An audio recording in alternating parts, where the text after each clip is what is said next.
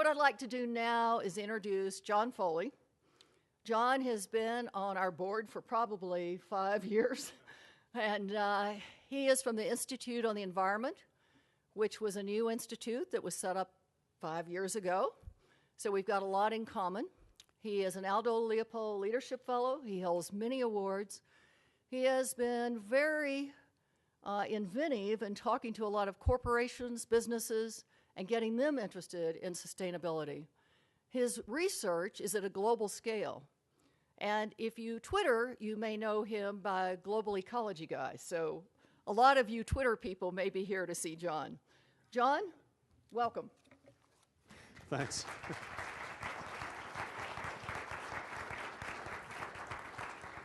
I love how she says Twitter people, as if it's sort of, the people in the back over there, the weird people over there. Well, thanks, Diana, so much for having us here today for your External Advisory Board. It's really great also to celebrate the 5th anniversary of SOJES, which is, again, nationally is just really getting a lot of attention for being an incredible place of innovation and education, research, and engagement around these problems of sustainability.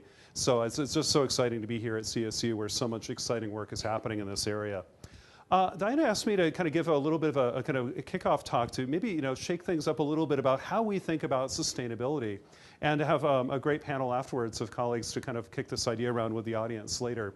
So I just want to share some thoughts with you about sustainability and maybe how we can reframe some of these ideas from taking it from science more in the direction of solutions and some of the obstacles we might kind of have along the way.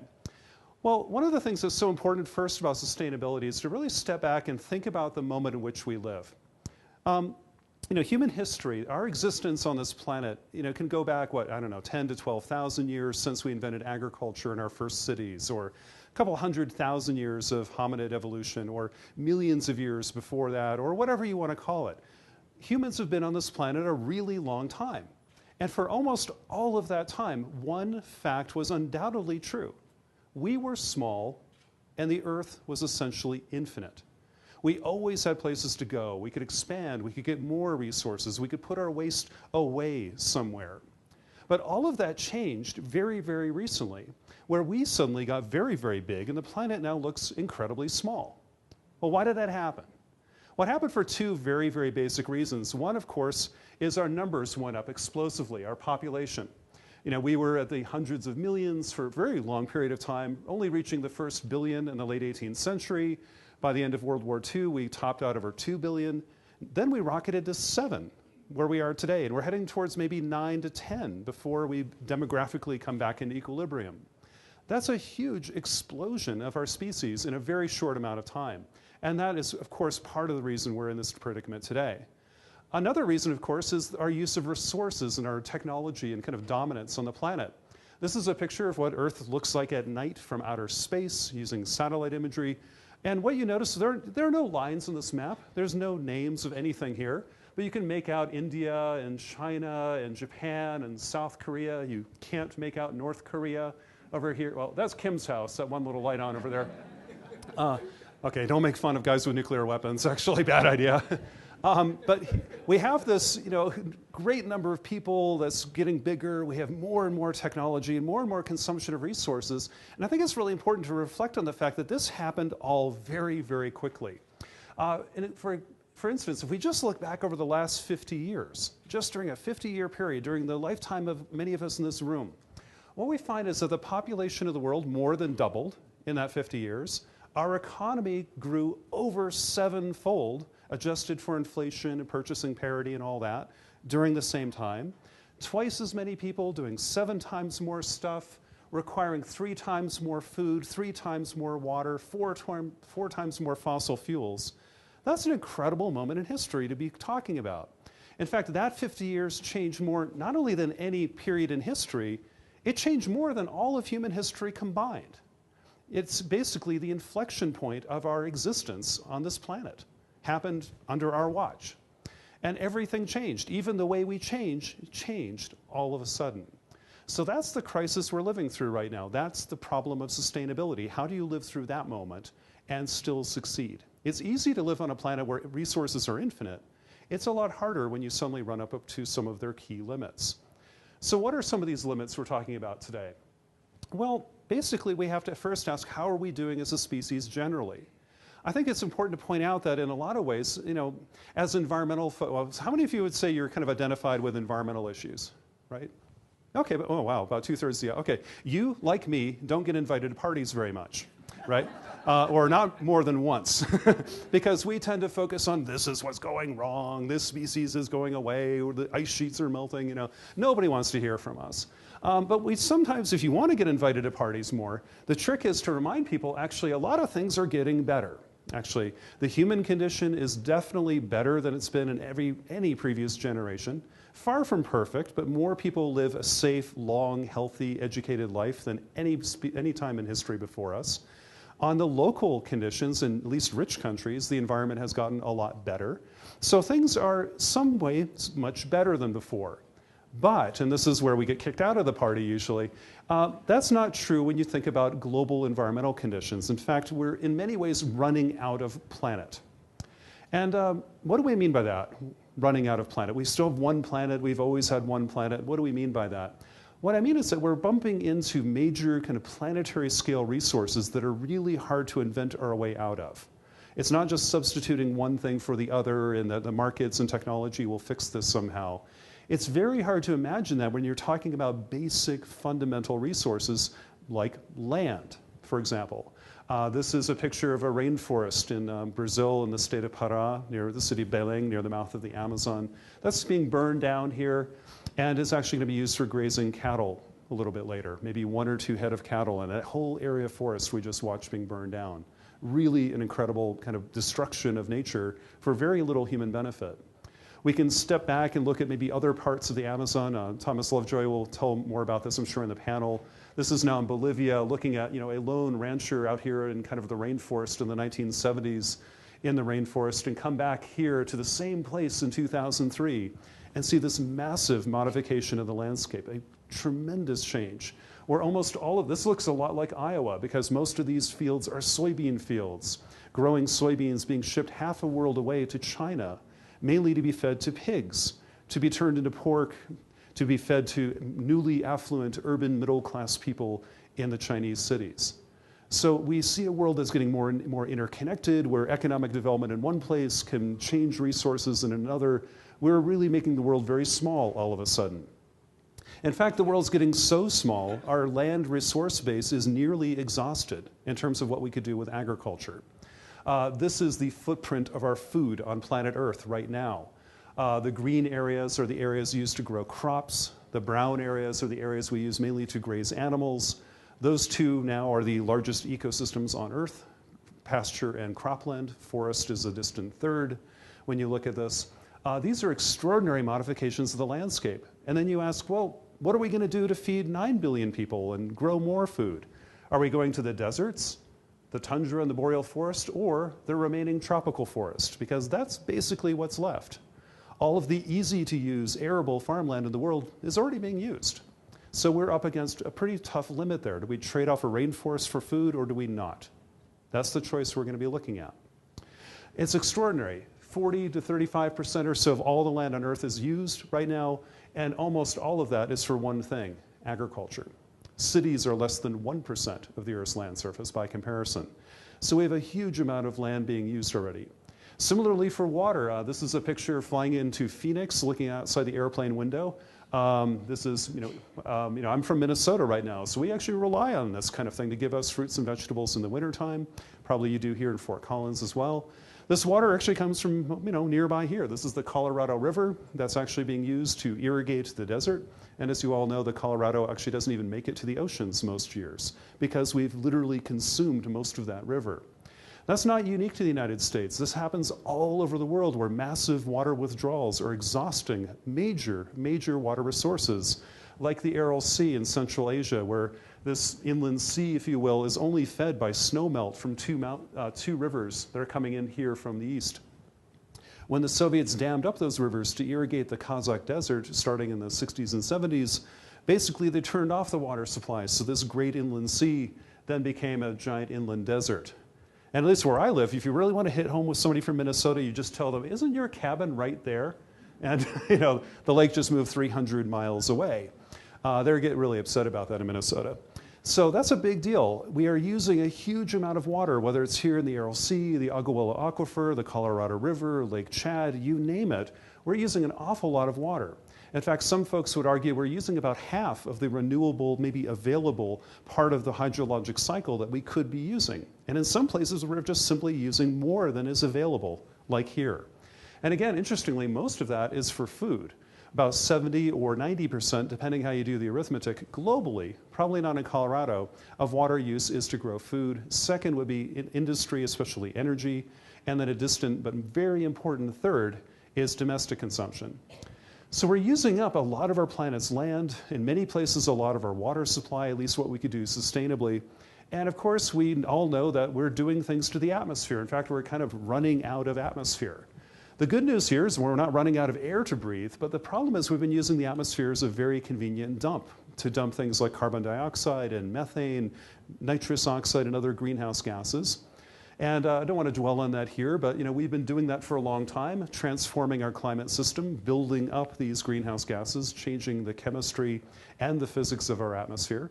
That's been happening for a while now. Part of that is from energy, about 60% of that, but actually an amazing 30 to 35% of that actually comes from agriculture. In fact, agriculture is the biggest economic sector emitting greenhouse gases in the world. The second largest would be all the world's transportation, which is just 15%. So if you want to tackle climate change, actually agriculture is probably where you want to start, and I'll get to that in a minute. The point here is that we're hitting these very big kind of limits around the planet in many, many different ways. That are not substitutable. We don't find substitutes for water or land or our climate. It's not like simply switching out a mineral you're running out of. This is big Earth system limits. And we have to learn how to navigate those. So these limits are happening mostly around our consumption of energy and how we deliver food to the world. These things are very big problems. And for those of us in the room who identify mainly as an environmentalist or environmental scientist, I urge you to think about this more than just an environmental problem.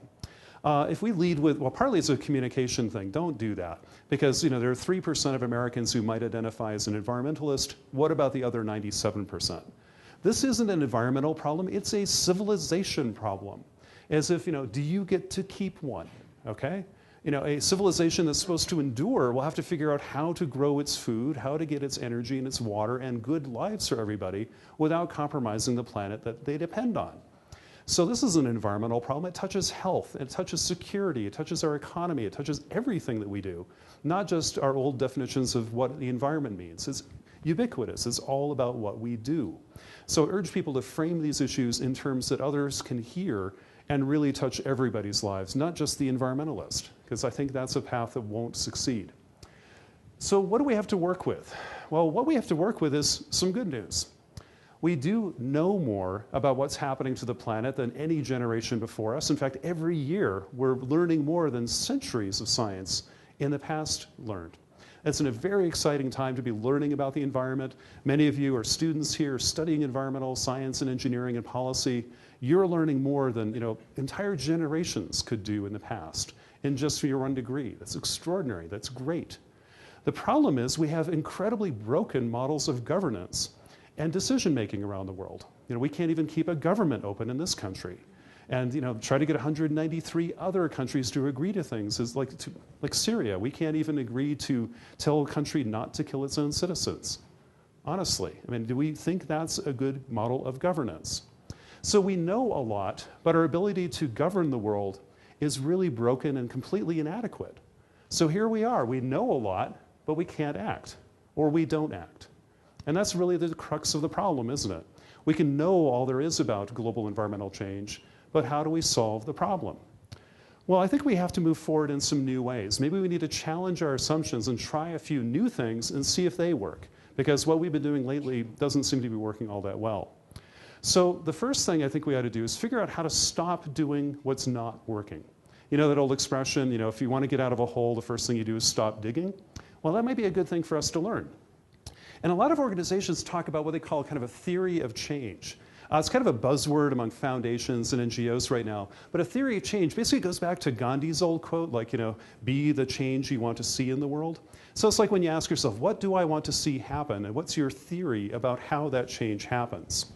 But you remember what a theory is? in science, a theory is not a wild guess. That's what we call a hypothesis, right? A theory is backed up by evidence and data. You test it.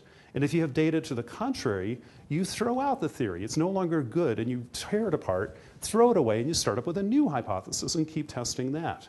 So a theory must be tested against actual data.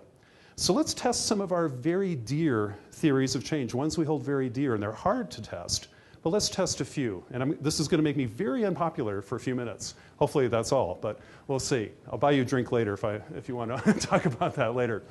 But the first theory I think we have to challenge is grassroots activism the way to solve all of our environmental problems? Does grassroots activism really lead to massive political change? Well, when was the last time we have data that says this was true at the national level in the United States? Well, I honestly can't think of any since the 1970s. I wish I could. I really, really wish I could, but I can't. I haven't seen a single example of national legislation or decision-making that resulted from protest or civil disobedience or grassroots activism since the 70s. Even then, it was maybe doubtful. But that's about it.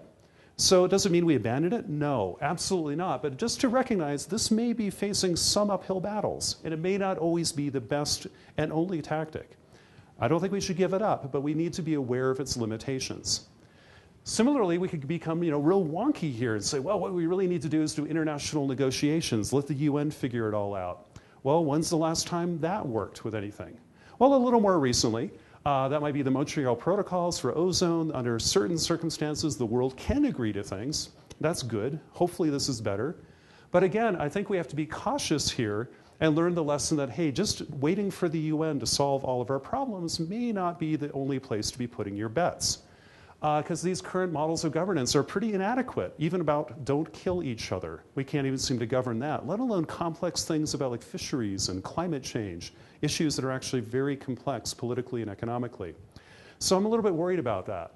And of course, we all have this, Thanksgiving's coming up. I'm going to be running into a brother-in-law who will tell me, hey, just let unbridled capitalism and free markets solve the problem. That's the way to solve the problem. And of course, that's his theory of change. And I'll ask him, well, when's the last time that ever worked? And like, well, never to my knowledge, but maybe, at least of all the problems we have. But I'll acknowledge that, yeah, markets and technology and things like this have been very good at solving problems, but they need some signals about what's okay socially and environmentally. Markets are good at solving the problem when you tell it what the problem actually is and put some bounds around it, like a carbon tax or something. That could be effective. So all of these things are teaching us new kinds of lessons, but I think we have to really critically examine our own deeply embedded theories of change and be willing to give them up once in a while and try out new ones. So I'd urge us to really think about new kinds of strategies, maybe embrace markets and technology. Listen to your brother-in-law on Thanksgiving. Let's try that and see what they think. Or realize that the nation state as a power center is probably going away. It's actually a relatively new idea in history. But power centers like cities, multinationals, and others, and civic society, even Twitter, is probably more powerful than many governments today in terms of influencing behavior and changing the world.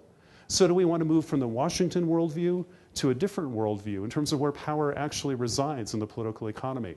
Maybe that's a new theory of change. Should we not just lead with the environment, but lead with, hey, I want to make your life better? Link development and safety and health and security to our messages around environment. Link those together so it's not just environment versus, it's environment and what people want. And I think we need new frameworks, not just whole new theories of change, but new ways of even thinking about these decisions. One of the very promising ones that people talk about a lot is kind of natural capital. The idea if we put, not a dollar price on nature, but realize that nature has value to society, even if we don't see it every day.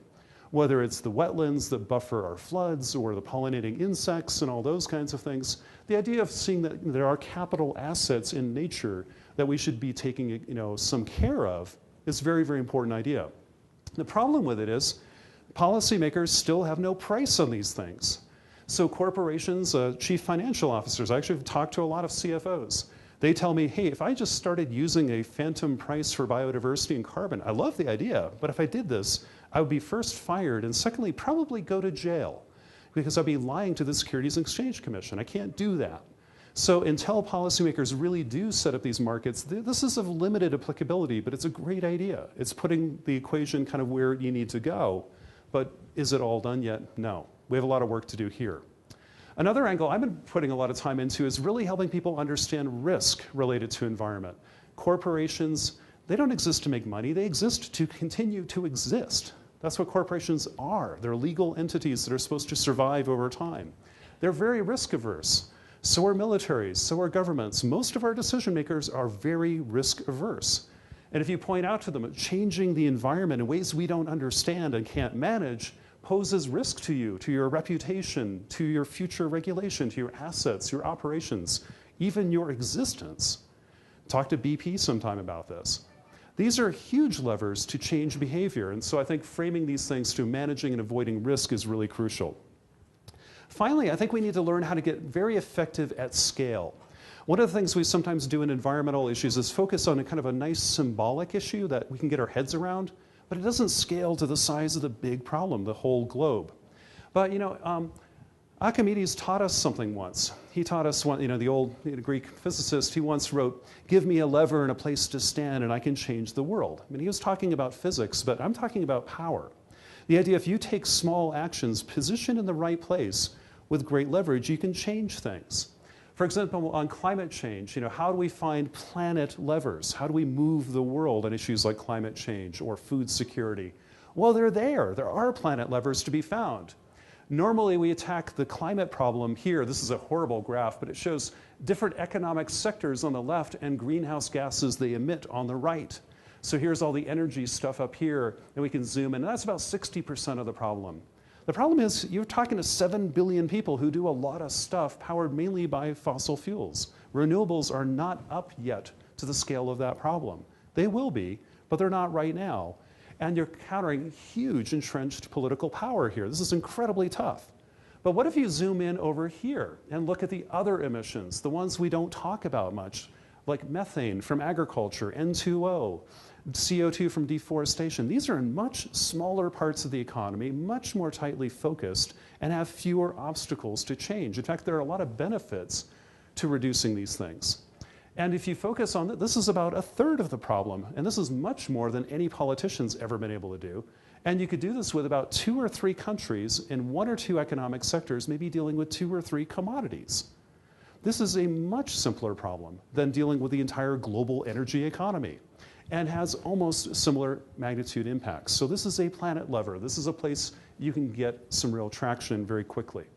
Same thing with food. I work a lot on food security in the environment lately, pointing out there are basically about 6 places in the world, these 6, with very small interventions, mainly with soil nutrients and better irrigation, not GMOs, not a bunch of very expensive stuff. You could grow enough food to feed about 1 billion more people with very small, inexpensive interventions in those 6 places, but not elsewhere. Or you could feed another 1 billion people by tackling food waste by maybe 20% in those 4 places, or shifting the diet slightly in those 4 countries would feed another 1 billion people.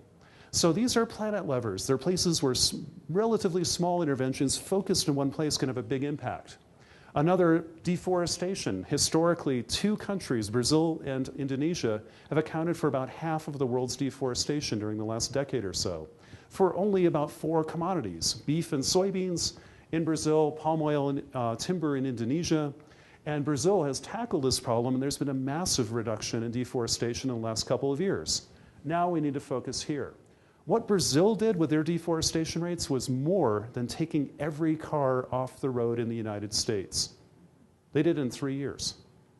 Could we do that? Hell no. That's a planet lever, and they pulled it. It's one of the most effective we've ever seen. Same for water. I could go on and on. Here, I'll just mention India consumes half of the irrigation water on the planet in one country. All the other countries in the world combined are the other half. And most of that's used for only 3 commodities. Mostly rice, then wheat, and a little bit of maize. Again, planet lever, we can find those. So my point here is we have a few lessons about how to deal with global sustainability issues. We really have to address global challenges with new kinds of approaches. I think first we have to throw away some of our old theories of change and update our strategies around this, use new frameworks, and find these leverage points, places that can give us traction and get some action going on this, because we really have to. I'll wrap up right here, and just so maybe a final thought is going back to my first point, is we live in an incredibly unique moment in human history, and unlike anything, not only any previous generation experienced, all previous generations together have never experienced the change we've seen. And those of you who are students, I'm going to ask you a tough thing. You were born in this moment. You didn't ask to be. Sorry about that. You're here. And guess what? We're going to be leaving this up to you probably. Most of us are going to pass the buck to you and say, sorry for the mess, but you're going to be cleaning it up. And you have a choice to make. And it's a difficult choice, but it's one you have to make. And it's a choice between the people you are, we normally are, selfish and kind of not interested in the bigger picture, versus the people you can be. And then the choice, of course, between the world that's headed this way or the world you want. Which one will it be? So with that, thanks, and I hope we have a great panel discussion. Thanks very much for the time to speak to you this morning.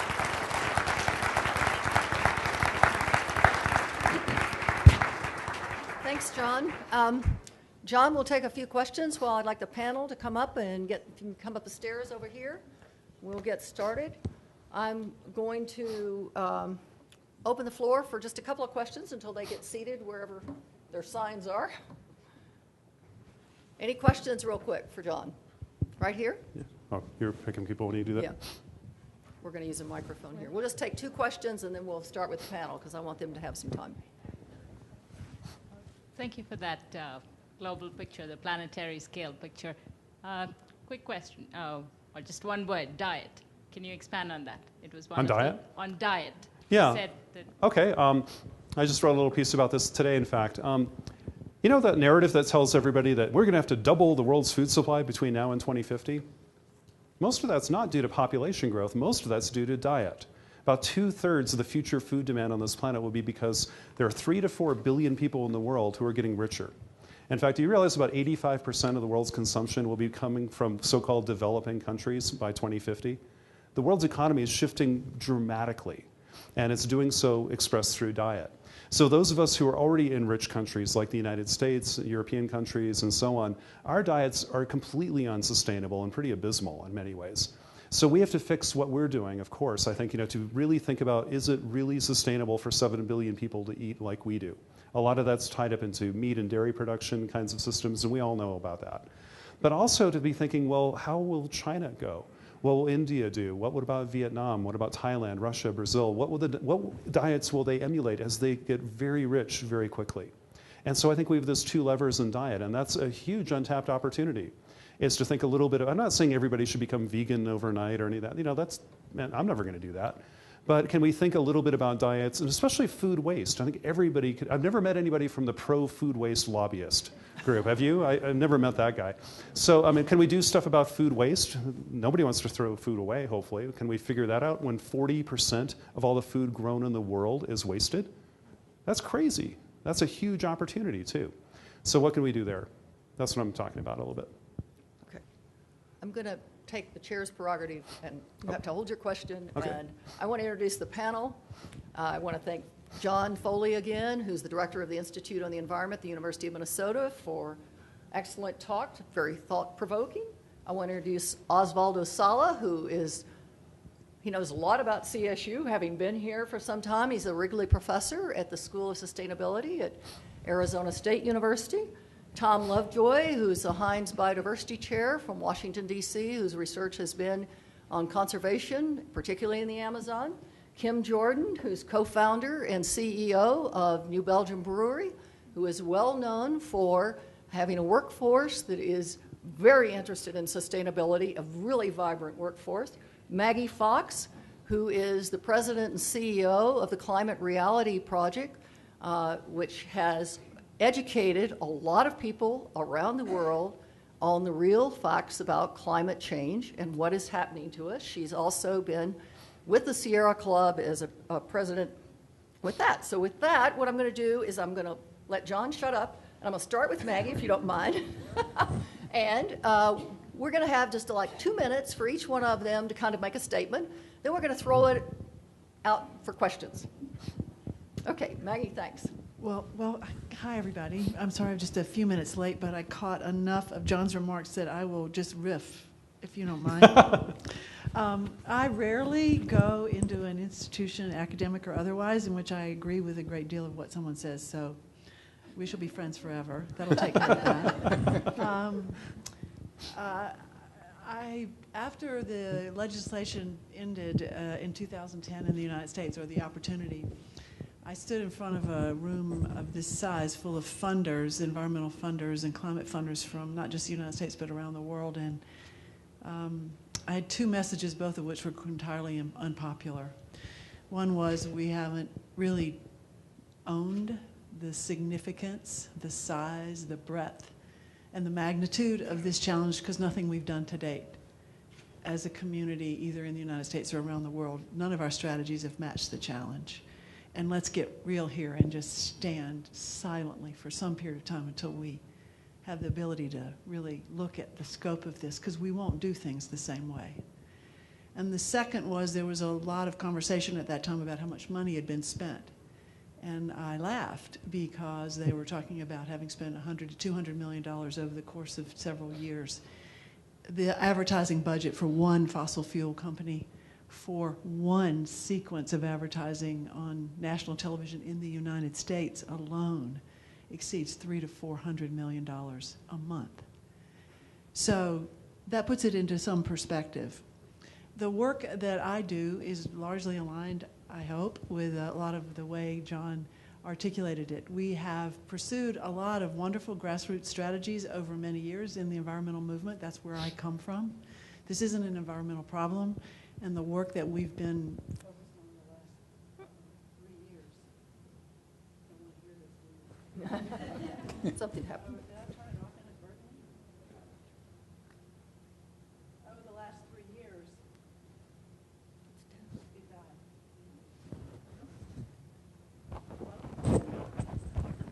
Here. Okay. Adaptation. The work that we've been involved over the last 3 years, I changed from calling the organization that I run, the Climate Reality Project, from an environmental NGO to an organization of social entrepreneurship. The theory being that we actually have to drive change in the social sector, and we have to innovate every single day. We literally have to look at all of the work that we're doing and have ever done and try a different thing or walk away from it entirely. And I was a little bit late tonight because I was in a heated conversation with an entire part of my staff and others around the world arguing about whether a top polluters campaign has any role to play in this endeavor, either in the United States or anywhere else. The second thing I would agree with is the notion of levers. As we try to change our governance and ways of looking at this, we actually do have to tackle these strategies that we have an expert here, someone who has actually led Brazil and been a partner in their deforestation work. So there's just no question that we are spending a huge amount of our effort on the big mega problem and not focusing on solving other problems that we can actually buy time and reduce carbon emissions on. And that's a critical strategy that I think has been underutilized and misunderstood. And the third point about governance, I would frame it a little differently. Governance is only broken because we aren't acting as citizens. Governance is, we are governance. And the systems that govern the world, whether it's the United States or, oddly enough, even China, are based on history and tradition. And the world is changing really rapidly, and the only way our governments respond is if we are active and participate, whether it's in a democracy frame like the United States, where we have more inactivity than we have activity, or even in a world like China, where governance is an entirely different matter. But at the end of the day, engagement by citizens is the way forward. Jon and I may or may not agree on exactly how that will play out, but there's no question that governance relates back to individuals and to the capacity of any given country, of the individuals there to participate. So I boil it down to every one of us has 3 things: time, dime, voice. I need to use my time, however much I have and in whatever way I have, to focus on this. I need to use my money, whether I have a tiny bit or a great deal, because there are companies like New Belgium Brewery. You can today in the world buy sustainably like no other time in history. 30 seconds. And the last is voice, which is about democracy or speaking out in parts of the world where having a voice is more challenging, but still there is a capacity for it. Time, and voice. Thanks, Maggie. Kim? Oh, actually, I have it here. I'll pass this along. I don't need a second one. Can you give it back to Maggie? We're all John, have you wired. got something there? We're all dressed now. So William McDonough said, when will we feel that we're natives of the place? And I sometimes worry that that might be what it takes to have the kind of governance that as citizens we hope for, because we've had leadership in varying degrees for a fairly long time now, sadly, who question scientific evidence. And I think we honestly have a citizenry who doubts in the face of lots of evidence to suggest otherwise that there is a real problem. People on the East Coast want to rebuild where they lived after Sandy, when really that's probably not I can totally understand on an emotional level why they would, but it's not really a very tenable solution. So I think that's a piece of this, along with leadership. I think that for us to move in the direction that's going to be absolutely critical, and John, I really liked your point about getting leverage in, the work that ICLEI has done to try to, to encourage mayors to say, we're not going to get the kind of climate change legislation that we want at the state or federal level, so we're going to carve out that kind of legislation in our own communities, because I think that that's going to be an important part of leadership. And as those communities demonstrate, just as New Belgium tries to demonstrate in its little teeny picocosm of business, that one can be profitable and try to do a significant job of accounting for externalities. I think cities and other groups of governance can do the same. So I think a lot of it is understanding how we fit into the natural world, and I know that seems simplistic, but at least in the United States, I don't think we get that, and it's about leadership from people to help give us another look at what's possible. Right. Thanks very much. Tom? So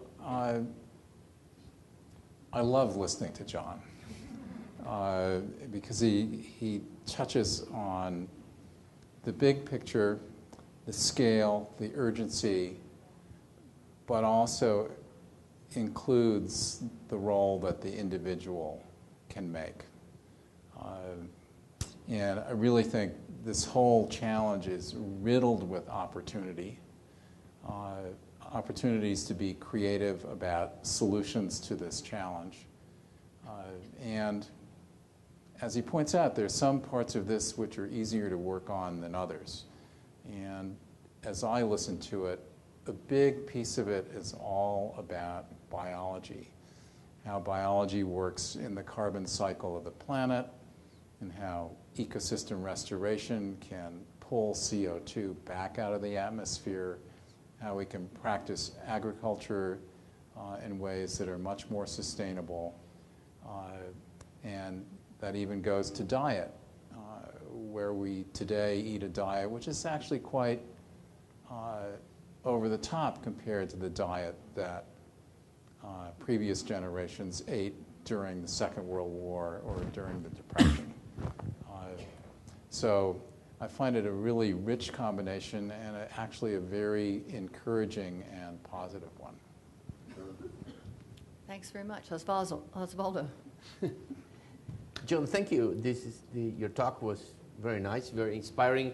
And for a lot of us who are ecologists, biologists, we were intrigued by the part that we know the least about the theory of change and governance. And I think that was thought-provoking. And I have two comments.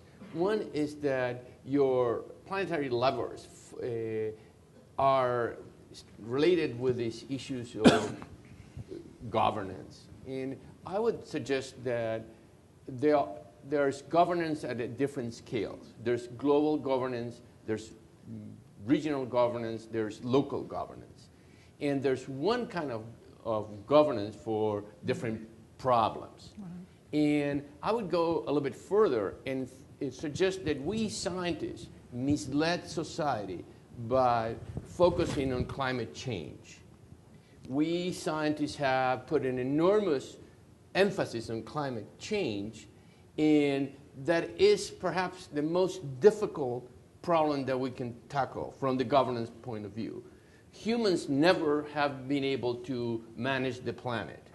We have been able to clean rivers, small thing. And I want to contrast, for example, the problem of land degradation versus the problem of climate change. Mm-hmm. Climate change is very difficult. We sort of understand a little bit of the Earth science system. There are a lot of things that we do not understand, but the governance is very, very difficult to tackle. We've never done it in the history of humanity. And there are very clear different stakeholders. There are going to be clear winners, clear losers. They're at all levels. But that our emphasis on climate change has some sort of inadvertently taken the focus from other things that we can tackle with some of our current functioning governance. And one of them is land degradation. And that doesn't happen in the US as much, but certainly in large parts of Africa. And we know how to solve it. It's much easier to tackle, but for some reason, we are not focusing. Biodiversity is another one. We can do biodiversity one by one.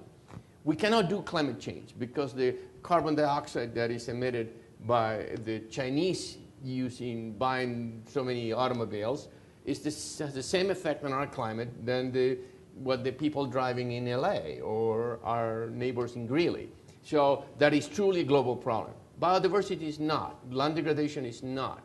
And I'm not saying that we shouldn't focus on climate change, but just the focus on climate change has taken away inadvertently the attention from the things that we can do. Thank you very much. So what I'd like to do now is have like a minute response from Jon. I'm going to time you. Do it fast, and then we're going to open for questions.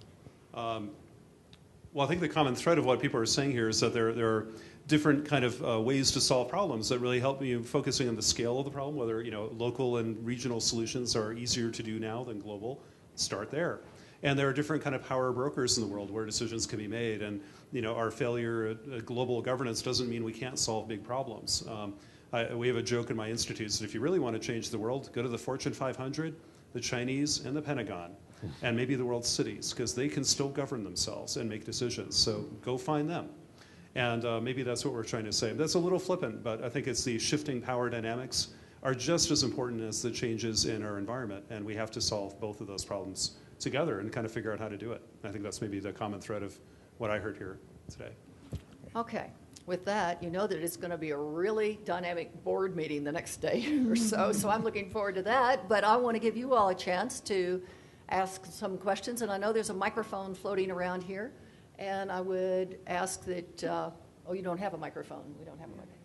Oh, okay. We're going to be running back and forth, so hands first. You had your hand up. Yep. So thank you very much again for the inspiring talk and the comments. So I see the point, and I think I agree with the idea that it's time to act and to focus on aspects that are easier to define and to address, and go ahead with them. My question is, so also this, I think it's a good way to go ahead. Isn't there a hidden problem? So is it not kind of focusing more on curing the symptoms than trying to focus on the deeper causes of the entire development? I mean, is there not a danger that we skip that? And what I mean with that is, are there not causes why we are in that situation?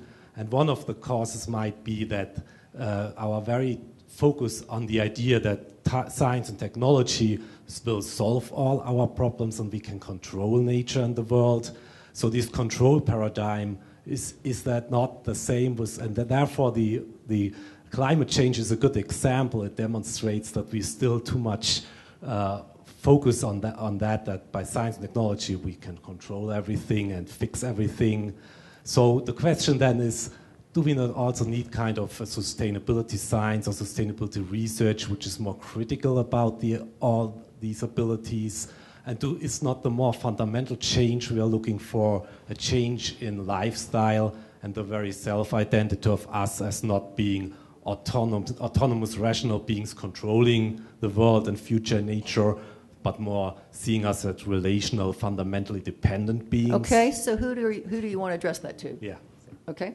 Does somebody want to take this technology? So Tom? my answer to that is, if we really want to manage the planet, and we do have to think on that kind of scale, it actually means managing ourselves and all the kinds of things about diet or whatever that we've already touched on. So it's two sides of the same coin. Can I make a Go ahead. response? Does this thing work? Yeah. The only thing I would say, of course you're right. Of course there's an enormous shift that has to take place. But I thought the point about levers is we have to buy some time. The Philippines is do we need to look at the flooding that occurred here? I never thought I would be in my house and have a tropical storm over my head for 7 days, and these realities have arrived. And so the changes that are taking place on our planet as a result of climate impacts that have already been built into the system, I think the point of levers is to buy us some time, because system changes around either lifestyle or governance are slow. We aren't very fast. We have to be threatened. And the other point I would make is that the reason to look at levers is to see that we can be successful. The reason to move to these other locales, whether a city, is to show us that there is a way forward, and that progress can happen, that solutions do exist, that we can make changes, and it's not the end of the world, which is the way people see it now. Maybe say a quick thing. I don't know the mic anymore, but I'll speak loud. Here. Do I need it? Okay. I'm going to fall on my ass here in a minute, but did I just say that? Okay, sorry. Is that out loud? Okay. Getting back to your point, I would agree completely with what you just said as well, because, think about the next 30 years.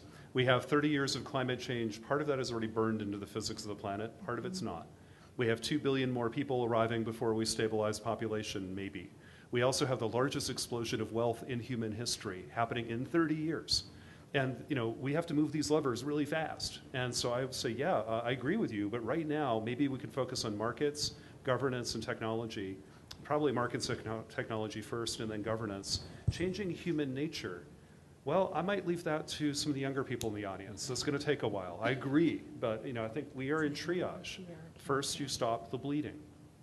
Then you cure the shock afterwards, So I don't know. I'm just thinking out loud, but I think we have very little time to kind of get this right, and we only have one shot at it. So, what are we going to do? Where's the next question? Yes. I'd like to follow up on Tom's point about part of the answer here is recognizing limits and finding ways to limit our own demands or manage ourselves, I think you said. I haven't heard too much up here tonight about the two main drivers of the problems that we've been talking about. The first is our continually growing population. The second is the endless growth economy. Those were brought up as drivers, but then the solutions we're hearing don't really come to grips with that. And I'm wondering, can you have sustainability without questioning those or taking them on a little bit more substantially than you seem willing to do? Okay, let's open that to anybody. A Osvaldo? possibility is to reimagine growth. It's inherently a part of a human being trying to grow and have more things.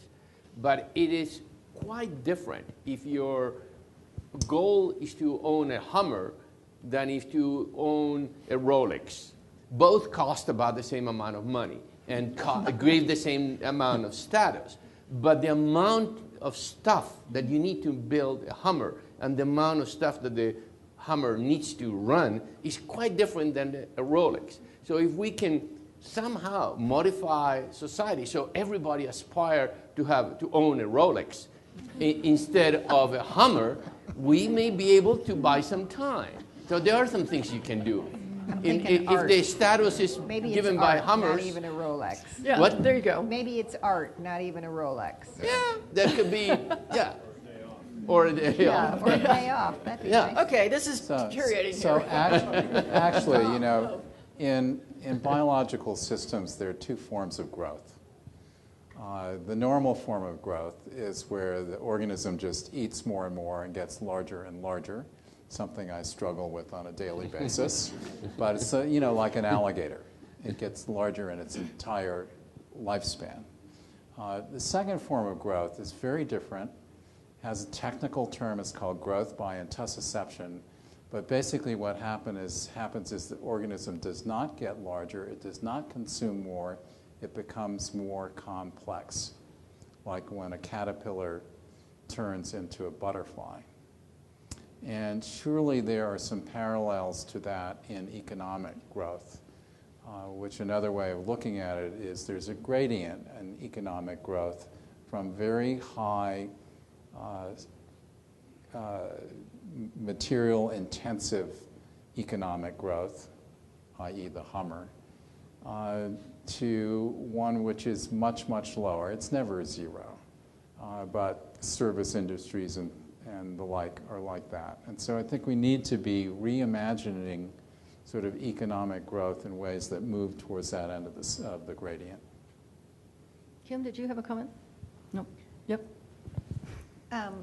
Only that I think the population issue, although I think it's really, really important, is a little bit like climate science or, you know, green carbon emissions, that nobody wants to hear. It's a really, how do you say to people, okay, you can have another kid and you can't, you know, it's something we need to tackle, but it strikes me that the way that we go about it immediately stops the, you know, biological organisms grow. That's a natural part of the process, and it's kind of what do we want to grow strikes me as maybe another way to approach that conversation. Well, it's, you know, it's sort of about the quality of life, and that's why empowering women always makes a huge difference in population. One thing, just maybe to sort of add to that on the population front a little bit. We've had a lot of success there, actually. You know, Tim Wirth, who used to be on this board as well, would, you know, say, look, in the 60s, you know, Paul Ehrlich was writing about, we were projecting populations growing into the 15 to 20 billions range. That's off the table. We changed that. Now we're talking maybe 8 to 9 to 10. I think it might be even lower than that in some ways. But a lot of population growth has been put off. It didn't happen. Most countries in the world, women have fewer than 2 children today, almost everywhere, in fact, except for the Middle East and Sub-Saharan Africa. That was unthinkable in the 1970s, that would happen that quickly. Absolutely unthinkable, not possible, but it happened. We also have a lot of the population growth in the world is actually for kind of a good reason, even though it's adding pressure to the planet, is people are living longer. It's not just more babies are born, fewer people are dying. And there are whole countries, like India, for example, is now for the first time having life expectancies in the 70s, where the previous generation is in the 50s. We don't want to stop that. So I think population actually has had a lot more successes than we thought, and a lot of it had been tackled. Obviously, a lot more needs to be done there, but I think we should give a lot of people who worked very hard on family planning around the world kind of a big thank you for doing that. It was a huge amount of work. So I just want to, you know, kind of call out the folks who've been working on this, because there was a heck of a lot of success has happened. More work to be done, but lots did happen, which is really great. Can I make just one comment? Sure. I've always, there is when you face a challenge, whether it's in your community or at a global level, it's always a good idea to find things that are magic. And there are things that have worked. Look at the notion of family planning and the emphasis on women and educating women and children and how that is actually changing in very tangible, measurable ways what's happening with population. It's an entirely different ballgame than we ever expected even a decade ago, 2 decades ago. Microcredit loans is one of my favorite examples. There's so many simple solutions available to us that we simply haven't thought of yet. It's possible to do this. And population doesn't have to be tackled as population, but as empowering people to make different decisions. Okay, we've got one question over there. Jean? I don't need a mic. Jon, this is, you've written extensively on, and when you look at your presentation, agriculture is a very big part of the formula. I mean, you could say it's a part of the problem, but it might be a big part of the problem.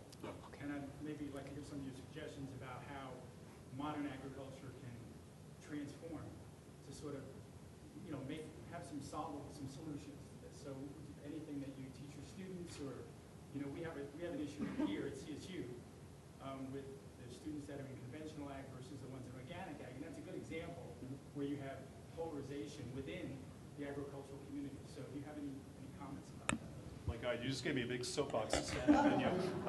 Yeah, better time. Okay. First thing, everything you know about agriculture is wrong. I'm one of those club. Anybody else? Probably all of us, actually. Almost everything we think we know about agriculture probably isn't actually true. So let's first of all admit a little bit of our ignorance, and this is what students should first do, and their faculties. But we're facing some huge pressures in agriculture. It's the biggest thing we do to the environment by far. It's 70 or 90% of the water, it's 40% of the land, it's the biggest economic sector contributing to climate change by a factor of 2. I mean, these are big, big things. So that's a big deal, but we also have to feed 7 billion people, and we only feed 6. And one of the 6 is obese. We have to figure out how to feed 2 billion more and 4 billion getting richer, all at the same time. This is huge. The problem is we have broken paradigms. We have the paradigm of the industrial kind of agricultural green revolution, which is, you remember Sarah Palin? Who could forget? Who could forget? You know, her energy policy, drill, baby, drill, right? I think in agriculture, we've had kind of a quiet version of that in the back of our minds of grow, baby, grow. That we would just grow our way to success, and we did that for a while. The Green Revolution was a huge success in many ways. But now we're realizing, no, wait, the new metaphor ought to be grow more, but with less. Less water, less land, less chemicals. And use what we already have more efficiently. That's the equivalent of like insulate, baby, insulate, which you never hear, by the way. I don't know why. So I think we need a more mature food literacy that recognizes there's not just one tool. It isn't just grow more with GMO or something like that. You know, that's not the only tool we have. There's food waste, which is far bigger than all the yield improvements ever achieved from modern breeding or biotechnology. Why aren't we looking at that too? Or diets, or biofuels. Now you can be very unpopular very quickly, but you have to think about it. Okay, we have one question over here with the mic. I'd like to make a comment about something that is missing, but to help you understand where I'm coming from, let me say I'm a nuclear physicist that went into teaching. I dealt with 3 of the very top nuclear scientists that made the first 3 bombs. I've dealt with Iowa politics, the whole thing. I've dealt with physics teaching around the world. But what I notice is missing is another place I was active in, the governance of the Presbyterian Church USA. I believe no word has been said here tonight about any religious institution or tradition. I would just suggest that you need to examine the possibilities of reaching people within religious institutions. And let me tell you, I've had a lot more problems with that than probably anybody else in the room. But I think what I'm saying is still true. I appreciate greatly the breadth of what's been said here tonight. So actually, it's very timely. The Mormon Church has just come out with an important statement about environment, and I got an email today that suggests that Pope Francis is working on an encyclical. We're going to take one more question, and then what's going to happen is we're going to clap a lot, and there's a reception, and all of you can mob them and ask questions. So one more question. Well, hello. Right up here. Oh. Oh, Sorry. You got the microphone. And then maybe one more after that. Okay. So locally, there's net zero initiatives kind of trying to get cities to take a look at kind of producing things, and as well as Aspen with their methane capture. How does that kind of fit into kind of some of the stuff that y'all have been talking about and thinking about as we move forward? They're proof points. They are essentially verification of John's premise, which is that we cannot leave this challenge/opportunity to be handled by the United Nations. Communities have to pick initiatives and go after them aggressively. One of the dreams or sort of premises that I live with is I actually think that there are enough people in the world and enough institutions and enough policy and enough politics to actually get this done. We simply haven't connected all of the initiatives, like the examples that you gave, together to show that the momentum for change is already more than we need. We are still too isolated. So the investment at that level is critical to any success, no matter how you define it. Kim? I think I'm going to leave that with Maggie. Okay. All right, one more question. Roy? I think that answer sort of addressed my question, but I'll ask it anyway. First of all, I think these planet levers idea is really a brilliant idea and something that is really valuable for us to consider.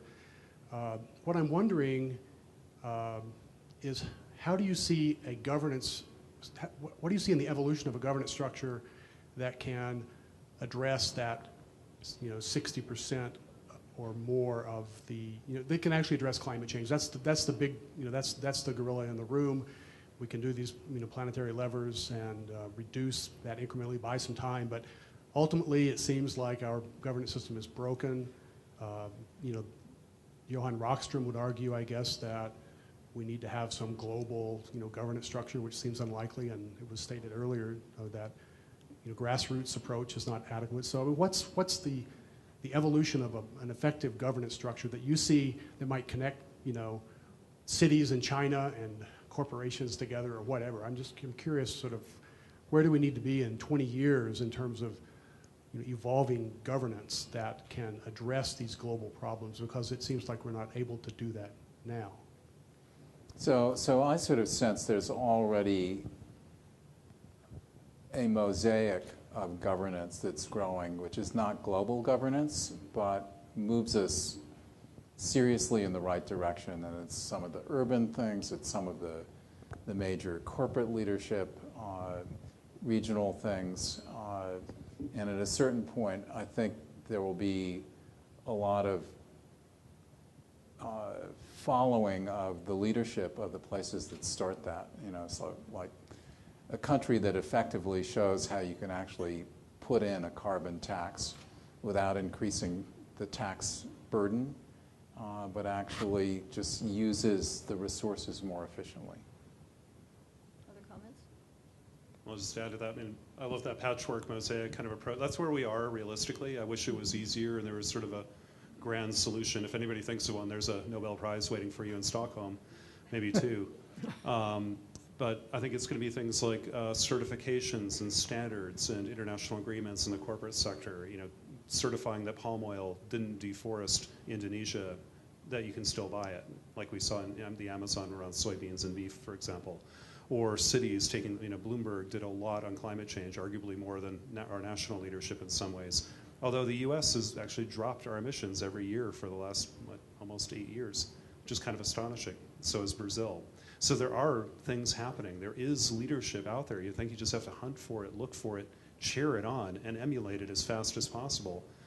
And we have these tools now that allow us to do it. Things like, social media. There are 1.2 billion people on Facebook. They're almost bigger than China. That's kind of extraordinary. And more people are playing Farmville right now than are learning how to farm, which is crazy. So if we could use those tools for solving problems, think of what we could really do. So I think the patchwork, we just have to see the patches and stitch them together better.